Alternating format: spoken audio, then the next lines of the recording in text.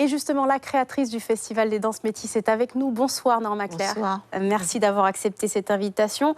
La danse dans tous ses états, c'est le thème choisi pour ces 13e rencontres du Festival international du 25 novembre jusqu'au 3 décembre. 10 jours de spectacles et de chorégraphie qui s'invitent dans le quotidien des Guyanais. Exactement.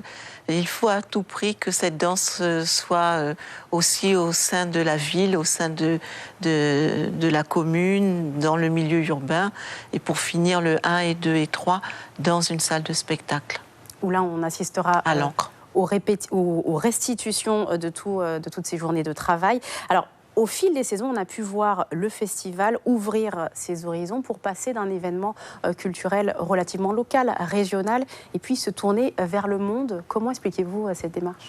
Eh bien, je pense que les Guyanais ont trouvé un centre d'intérêt autour de ce festival, et puis d'un festival plutôt d'une couleur régionale, on a grandi, on a mûri, et on peut maintenant, depuis plusieurs années, avoir la possibilité d'intervenir sur le terrain en milieu urbain.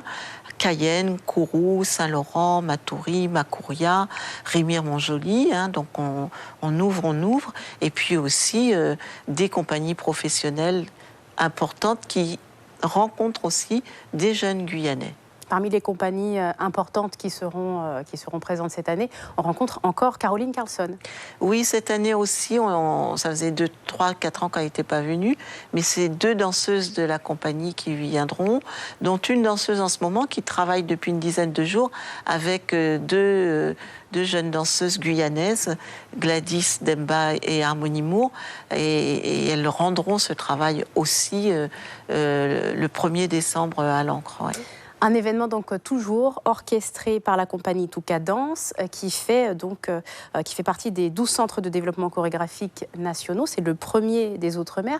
Est-ce que ce titre apporte une image particulière, un teint un peu plus éclatant à ces journées des danses métisses ? Eh bien, ça permet effectivement d'avoir une reconnaissance de plus en plus importante, une reconnaissance forte aussi, une possibilité d'avoir des projets plus importants, de soutenir mieux nos artistes dans des projets de professionnalisation et de création. Et on aura des temps forts importants pendant ces rencontres de danse métisse. Oui. Parmi ces temps forts, on pense toujours à l'ouverture qui semble être une surprise, mais n'en est plus une au final, ce rendez-vous du marché de Cayenne où les passants sont un peu surpris par les danseurs. Oui. C'est un événement fort et les Guyanais l'aiment.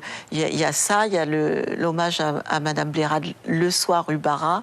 Il y a la place des Palmistes qui est un temps fort aussi le dimanche après-midi. C'est pour les familles et on s'amuse beaucoup. Puis un temps fort important le mardi, donc 27 novembre.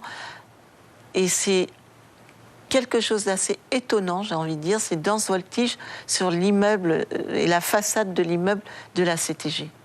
De quoi surprendre toute la Largement, population. oui. Merci beaucoup Norma Claire d'avoir répondu à ces questions. C'est justement